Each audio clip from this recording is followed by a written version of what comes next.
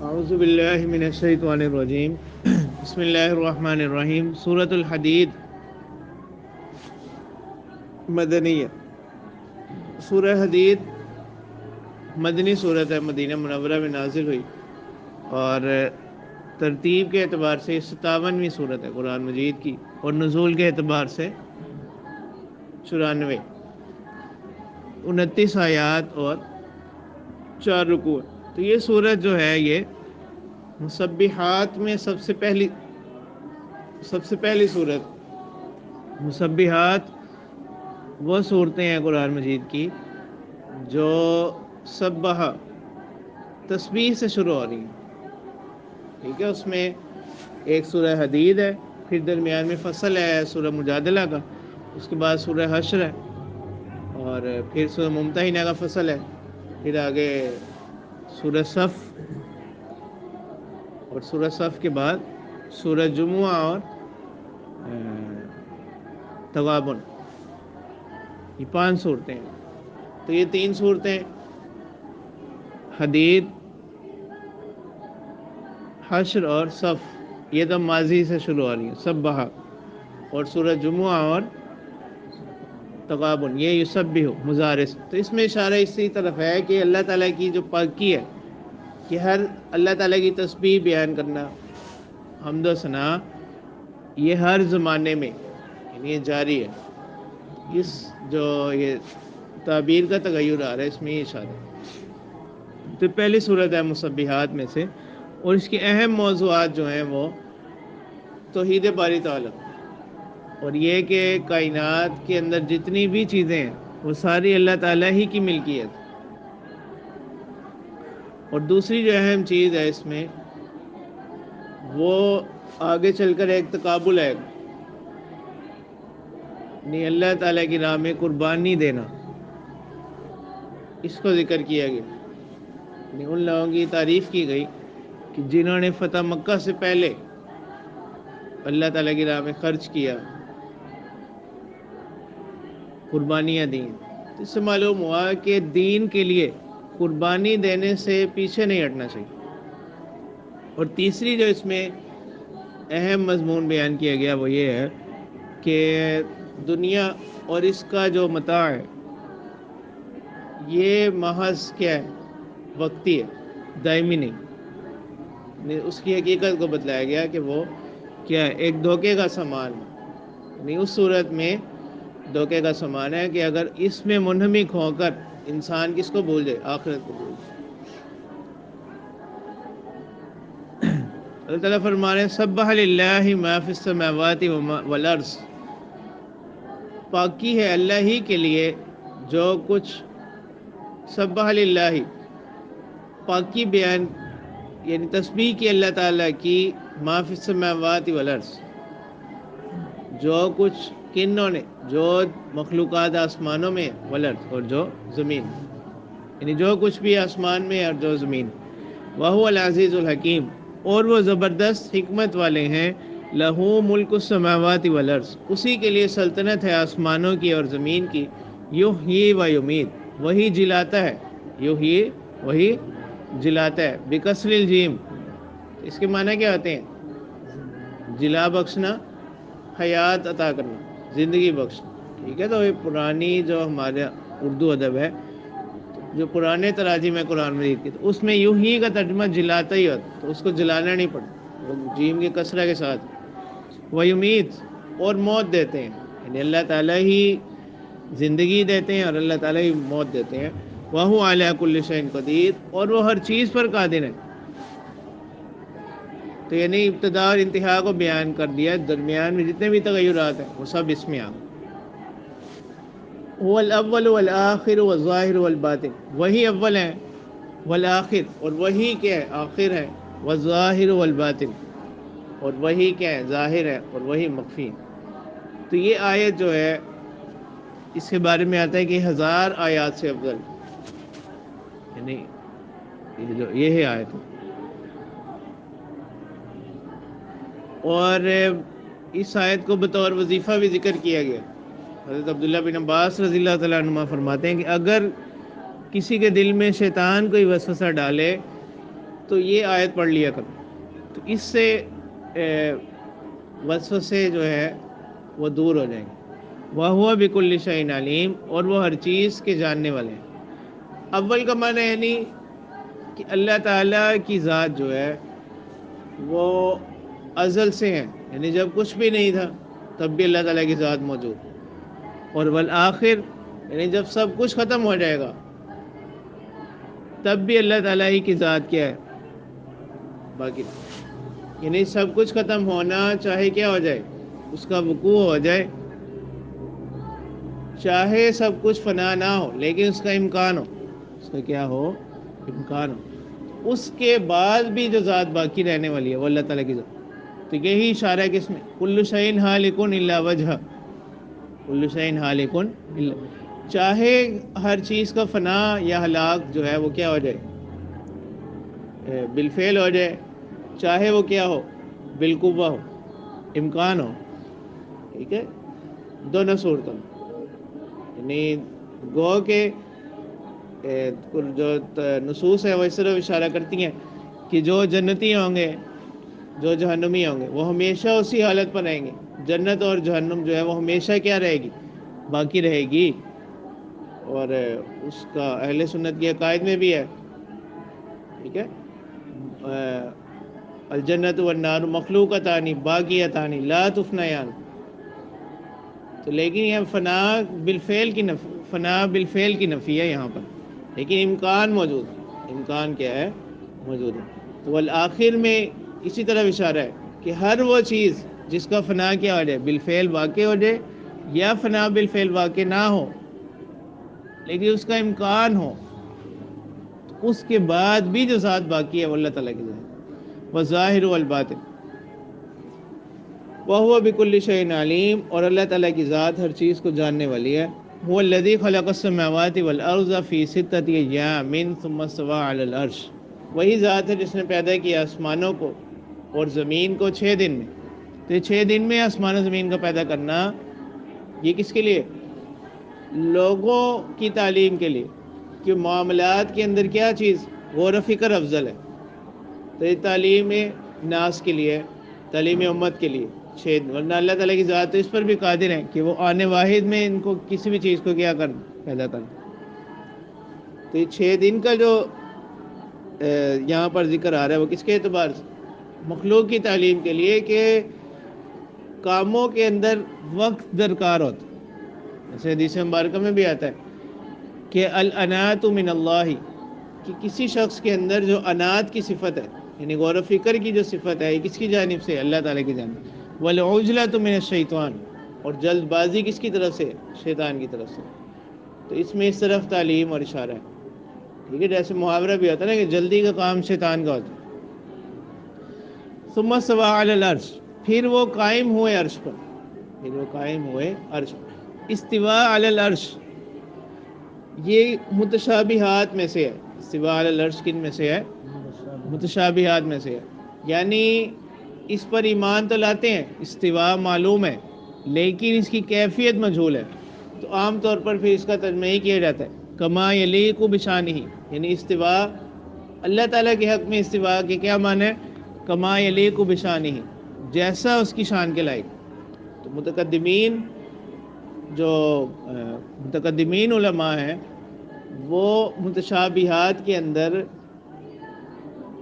متشابہات پر وہ اسی طرح کا ایمان رکھتے، کما یلیق بشانہ ایمان رکھتے، اور اس کے بارے میں زیادہ تحقیق کو وہ اچھا نہیں سمجھتے۔ متاخرین نے لوگوں کو فتنوں سے بچانے کے لیے، کیونکہ سب عقلی اعتبار سے نئے نئے گروہ پیدا ہو رہے تھے، تو انہوں نے لوگوں کو فتنے سے بچانے کے لیے تو اس قسم کی جو آیات ہیں قرآن مجید میں، اس کے پھر انہوں نے مرادی معنی لیے ہیں۔ تو وہ کہتے ہیں کہ استواء سے مراد کیا ہے، امور سلطنت، ٹھیک ہے، تخت شاہی مراد۔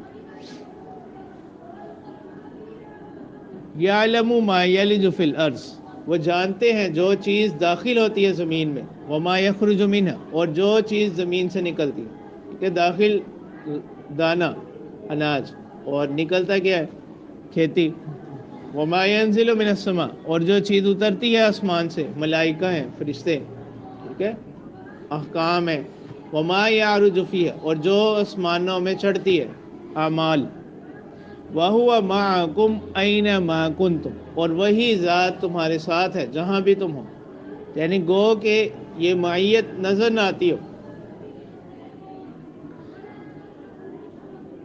واللہ بما تعملون بصیر، اور جو کچھ تم کر رہے ہو اللہ تعالیٰ اس کو دیکھ رہے ہیں۔ لہو ملک السماوات والارض، اللہ تعالیٰ ہی کے لیے سلطنت ہے آسمانوں کی اور زمین کی۔ وإلی اللہ ترجع الامور، اور اللہ ہی کی طرف لوٹائے جائیں گے معاملات۔ یولج اللیل فی النہار ویولج النہار فی اللیل، داخل کرتے ہیں رات کو دن میں، داخل کرتے ہیں رات کو دن میں، تو اس سے کیا ہو جاتا ہے؟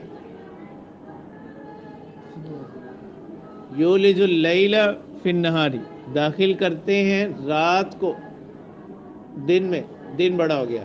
ویولج النہار فی اللیل، اور داخل کرتے ہیں دن کو رات میں، تو اس سے کیا ہو گیا؟ رات بڑی ہو۔ تو یہ رات اور دنوں کا جو تغیر ہے، جو اختلاف ہے۔ وَهُوَ عَلِيمٌ بِذَاتِ الصُّدُورِ، اور وہ جاننے والے ہیں سینوں کے رازوں کو۔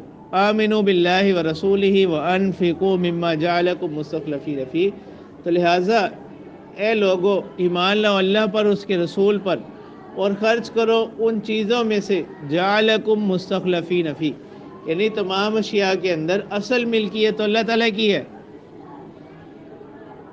تو ان چیزوں میں سے خرچ کرو جس میں اللہ تعالیٰ نے تمہیں کیا بنایا؟ نائب بنایا۔ ان چیزوں کے استعمال کا تمہیں کیا دیا؟ حق دیا، اصل ملکیت اللہ تعالیٰ کی۔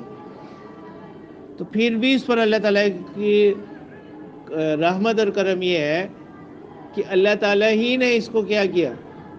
اس کا مالک بنایا، اس میں تصرف کا اختیار دیا۔ اصل ملکیت اللہ تعالیٰ کی ذات، اس کی جو ملکیت ہے اس کو یہ مجازن ہے، کیا مجازن ہے اور خلافتن ہے، اس پر بھی اللہ تعالیٰ نے اس کو کیا رکھا؟ اجر رکھا۔ فالذین آمنوا منکم وانفقوا لهم اجر کبیر، پس جو تم میں سے ایمان لائیں، وانفقوا، اور خرچ کریں، لہم اجر کبیر، ان کے لیے کیا ہے؟ بڑا اجر ہے، ان کے لیے بڑا اجر ہے۔ وما لکم لا تؤمنون باللہ والرسول يدعوكم لتؤمنوا بربكم وقد اخذ میثاقکم ان کنتم مؤمنین۔ وما لکم لا تؤمنون باللہ، تمہیں کیا ہو گیا کہ تم اللہ پر ایمان نہیں لاتے؟ والرسول يدعوكم، حالانکہ رسول تمہیں پکارتے ہیں، بلاتے ہیں، لتؤمنوا بربکم، تاکہ تم اپنے پروردگار پر ایمان لے آؤ۔ وقد اخذ میثاقکم، رسول بھی پکار رہے ہیں، اور اس سے پہلے اللہ تعالیٰ نے بھی تم سے عہد لیا تھا، ٹھیک ہے؟ اس عہد سے، میثاق سے مراد عہد الست، کہ جو اللہ تعالیٰ نے عالم ارواح میں لیا، یا ایک تفسیر اس کی ہے میثاق سے مراد وہ عہد ہے جو تمام انبیاء نے اپنی اپنی امتوں سے لیا، کہ اگر پیغمبر آخر الزمان حضرت محمد صلی اللہ علیہ وسلم کی بعثت ہو گئی تو ان پر کیا کریں گے؟ ایمان لانا ہے، ان پر کیا کرنا ہے؟ ایمان لانا۔ تو یہ دونوں تفسیریں ہیں مراد، ایک تو تمہیں رسول بھی بلا رہے ہیں، اور اللہ تعالیٰ نے بھی تم سے عہد لیا ہے، چاہے اللہ تعالیٰ نے وہ عہد الست ایک تفسیر ہے، اور دوسری تفسیر وہ عہد جو اللہ تعالیٰ نے انبیاء کے ذریعے سے لیا، کہ آخری نبی پر کیا کرنا ہے؟ ایمان لانا ہے۔ دونوں تفسیریں۔ ان کنتم مؤمنین، اگر تم واقعی کیا ہو ایمان لانے والے۔ تو اب یہاں بظاہر آیت کا جو کلام کا سیاق ہے، اس میں بظاہر جو ہے نا تعارض محسوس ہوتا ہے۔ شروع میں کہا جا رہا ہے وما لکم لا تؤمنون باللہ، اور یہاں آ رہا ہے ان کنتم مؤمنین۔ تو ان کن، تو اس کا جواب مفسرین نے دیا کہ اگرچہ یہ جو کفار تھے، مشرکین، یہ ظاہر میں کس بات کے مدعی تھے؟ اللہ تعالیٰ پر ایمان،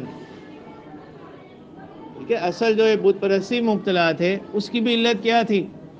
جیسے سورہ زمر میں بھی آیا نا کہ ما نعبدہم الا لیقربونا الی اللہ زلفی، یعنی وہ اللہ تعالیٰ کی ذات کے وہ قائل تھے، لیکن وہ کہتے تھے کہ اللہ تعالیٰ نے کچھ تصرفات اور اختیارات ان لوگوں کو بھی دے رکھے،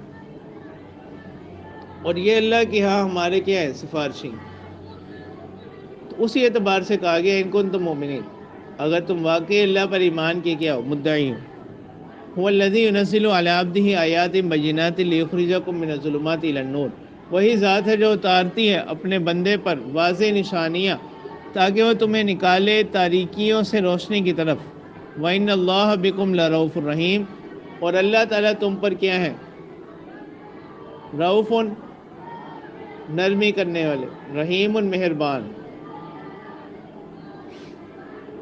شفقت، یہ سارے معنی اس کے ہیں۔ وَمَا لَكُمْ أَلَّا تُنْفِقُوا فِي سَبِيلِ اللَّهِ وَلِلَّهِ مِيرَاثُ السَّمَاوَاتِ وَالْأَرْضِ،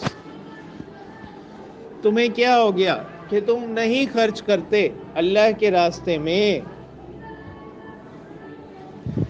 اور اللہ تعالیٰ ہی کے لیے ہے میراث السماوات والارض، وراثت آسمانوں کی اور زمین کی۔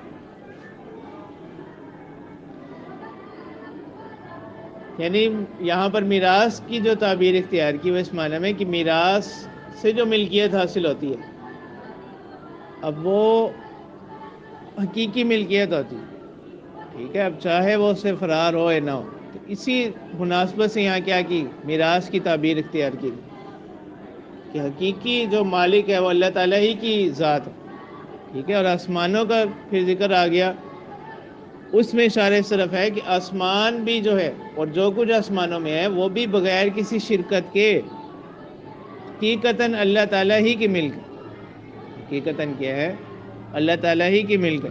اسی طرح زمین بھی اللہ ہی کی ملک ہے۔ لا یستوی منکم من انفق من قبل الفتح وقاتل،